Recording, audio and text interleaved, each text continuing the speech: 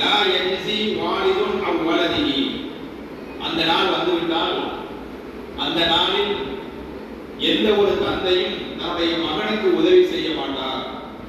வலா மௌலூதுன் ஹுவ ஜாஸின் அவ் வாலிதிஹி ஷைஆ, அதே போல எந்த ஒரு மகனும் தன்னுடைய தந்தைக்கு எந்த ஒரு உதவியும் செய்ய மாட்டான் என்பதாக அல்லாஹ் ரப்பல் ஆலமீன் மறுமையுடைய அந்த களம், அந்த மஹ்ஷர் மைதானத்தில் ஒரு மனிதன் இருக்கிற பொழுது அவனுடைய சூழ்நிலை எப்படி இருக்கும் என்பதை அல்லாஹ் சொல்லி காட்டுகிறார்.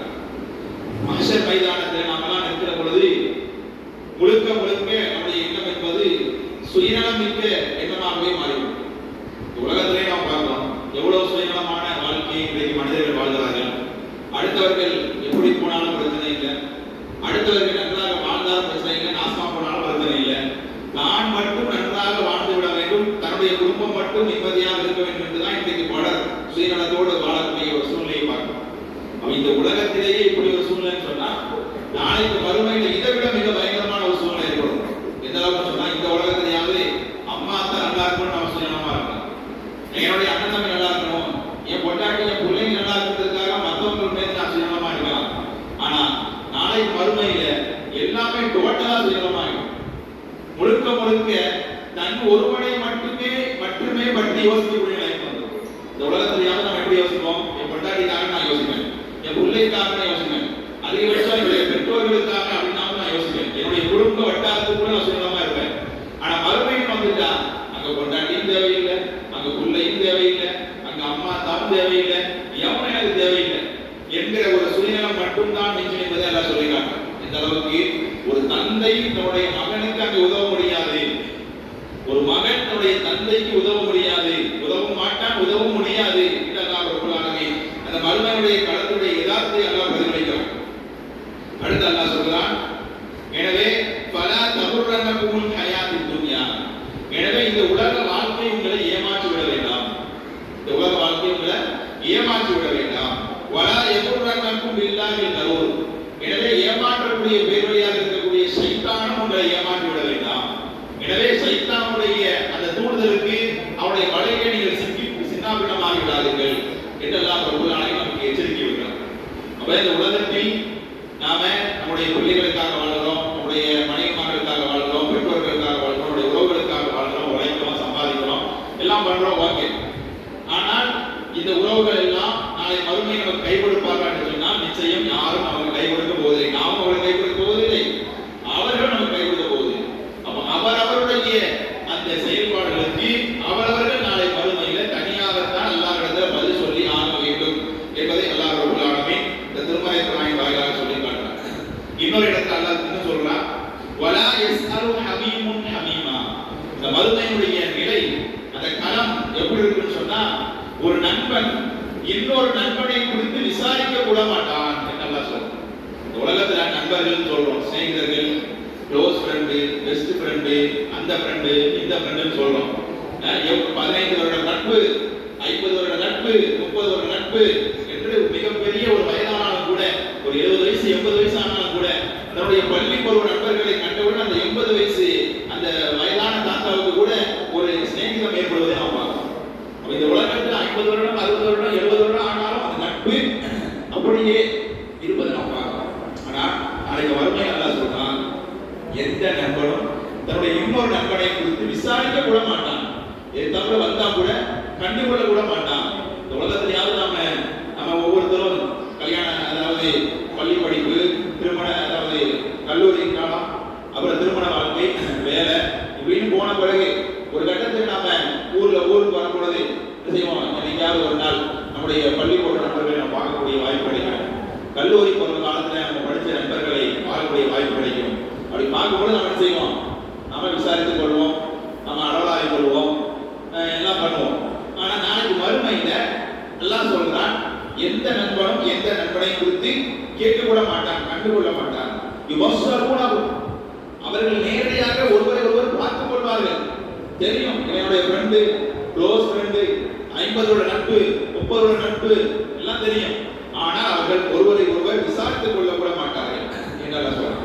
எந்த அளவுக்கு சொன்னா, யவத்துல் முஜ்ரிமு லவ் யஃப்ததி மின் அஸாபி யௌமைதின் பிபனி, நாளை மறுமையில ஒரு குற்றவாளி இந்த உலகத்தில் பாவத்தை மட்டுமே செய்த எந்த நல்லவர்களையும் செய்யாத நரகத்திற்குரியவனாக செல்கிற ஒரு குற்றவாளி நாளைக்கு மறுமையில அவன் என்ன நினைப்பான்னு சொன்னால், நாளை மறுமையினுடைய அந்த தண்டையிலிருந்து தப்பிப்பதற்காக அவன் எதை வேண்டுமானாலும் அவன் கொடுப்பதற்கு தயாராக இருப்பான். எதை வேண்டுமானாலும் யாரை வேண்டுமானாலும் தனக்கு பதிலாக நல்லா என்னை விட்டு என்னை நீ தண்டிச்சிடாத, என்னை நரகத்தில் போட்டாத, இந்த என் மகன் இருக்கான், உனக்கு ஒரு மகன் எனக்கு 4 மகன் இருக்கான், என் 4 மகனையும் வச்சு நரகத்தில் போட்டு தள்ளு, என்னை விட்டு எல்லாம் சொல்லலாம். பணிகி தன்னுடைய பிள்ளைகளை அவர் கொடுப்பார். என் பிள்ளையை கூட நரகத்தில் போட்டு போவான சாரணி, அவனுக்கு தன்மையை கொடு, என்னை விட்டு என்று அவர்கள் சொல்வாங்க. சாகிபத்திகி என்னுடைய மனைவி இருக்கிறார், எனக்கு 1க்கு 4 மனைவி இருக்கிறார், 4 மனைவி வச்சுக்க, அவளை கூட நரகத்தில் நீ கொடுமைப்படுத்தி என்னை விட்டுடு என்று சொல்வார்கள். அசீகி என்னுடைய அண்ணன் தம்பிமார்கள், அக்கா தங்கச்சிமார்கள், என்னுடைய உடன்பிறந்தவர்கள் இருக்கிறாங்க, 1க்கு 10 பேர் இருக்கிறாங்க, எடுத்து வச்சுக்க, அவர்களை நரகத்தில் போட்டுக்க, என்னை விட்டுடு. பசீலத்தி இல்லத்தி துக்குவி இன்னும் என்னென்ன உறவுகள் எல்லாம் இருக்கிறார்களோ, இன்னும் உனக்கு என்னென்ன உறவுகள் எல்லாம் மாமா மாமி சித்தப்பா பெரியப்பா யார் யார் இருக்கிறார்களோ எல்லாரையும் வச்சுக்க, எல்லாரையும் எனக்கு பதிலா அவர்களை தண்டிச்சுக்க, நரகத்தில் போட்டுக்க, என்ன மட்டும் விட்டுறியாங்களா? எந்த அளவுக்கு சொன்னாங்க சொன்னான், ஒமன்பில் அறுபது ஜமியா, இந்த உலகத்துள்ள அத்தனை பேரையும் நரகத்தில் போட்டு. எந்த அளவுக்கு? அம்மா அத்தா புள்ள மனைவி சித்தப்பா பெரியப்பா எல்லாரையும் விட்டவன் ஒரு கட்டத்தில் அவன் எப்படி தப்பிக்க நினைப்பானா, அவன் தண்டையிலிருந்து தப்பிப்பதற்காக இந்த உலகத்தில் உள்ள அனைவரையும் கூட எனக்கு பகரமா நீ நரகத்தில் போட்டுக்க, ஆனா சும்மா இங்கே என்ன மட்டும் விட்டு என்ன மட்டும் நரகத்திலிருந்து பாதுகாத்து இறைவா என்று அவன் யாரை வேண்டுமானாலும் பலி கொடுக்க துணிந்து விடுவான் என்று அல்லாஹ் ரப்பல் ஆலமீன் சொல்றான்னு சொன்னான். முழுக்க முழுக்க இதை எதை உணர்ந்தது? மறுமையுடைய களம் என்பது மறுமைக்கு போனவனை எல்லாம் நடுங்கிடுவார்கள். இப்ப இதெல்லாம் சொல்லும் பொழுது நமக்கு நடுக்கமே வரமாட்டேங்குது, ஒரு பயம் வரமாட்டேங்குது, ஒரு கண்ணீர் வரமாட்டேங்குது, எந்த உணர்ச்சியும் இல்லாத ஜனங்களாக நம்ம இருக்கோம். பேசக்கூடிய நானாக இருந்தாலும் சரி, நீங்களாக இருந்தாலும் சரி, எவ்வளவு ஒழுக்கமா பயப்படாலும் சரி, எந்த ஒரு உணர்ச்சியுமே இல்லாமல் இன்றைக்கு பயங்கள் நடைபெறுவதை பார்க்கணும். ஆனா அல்லாஹ் ரப்பல் ஆலமீன் நாளை மறுமையில இந்த மறுமையுடைய களம், அந்த மஹ்ஷர் மைதானத்தில் ஒரு மனிதனுடைய நிலை எப்படி இருக்கும் என்பதை அவருக்கு திருமறை குர்ஆனின் வாயிலாக படம் பிடித்து காட்டுகிறான். அவன் எல்லா உலகத்தில் உள்ள அனைவரையும் அவன் கொடுத்துடுவான். எல்லாரையும் கொடுத்தாவது நான் தன்னையிலிருந்து தப்பிக்க வேண்டும் என்பது மட்டும்தான் அவனுடைய எண்ணமாக இருக்கும். அப்ப முழுக்க முழுக்க என்னதான் சுயநலம் மட்டும்தான் இருக்கும், தன்னை பற்றிய சுயநலம் மட்டுமே. எந்த அளவுக்கு சொன்ன அபிமார்கள் கூட அந்த நிலைக்கு வருவார்கள், அபிமார்கள் கூட அந்த நிலைக்கு தள்ளப்பட்டு வருவார்கள்.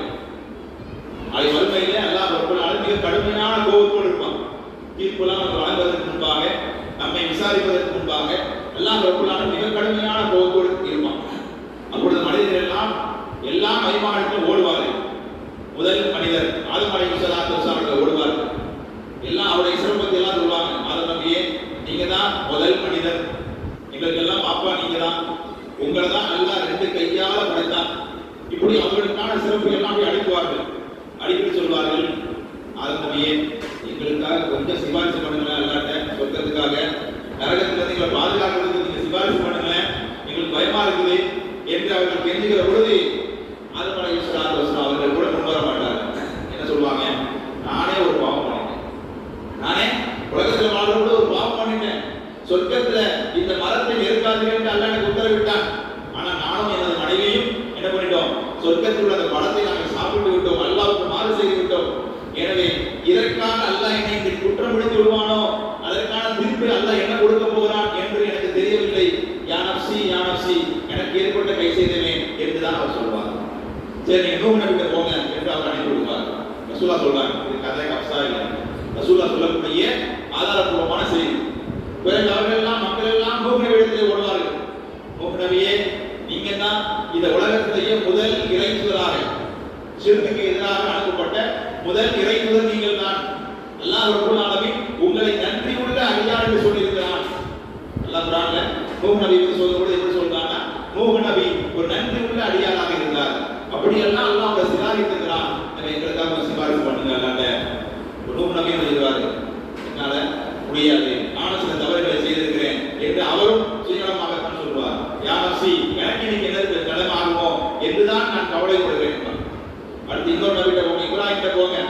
இப்ராஹிம் அலைஹிஸ்ஸலாத்து வஸலாம் போனா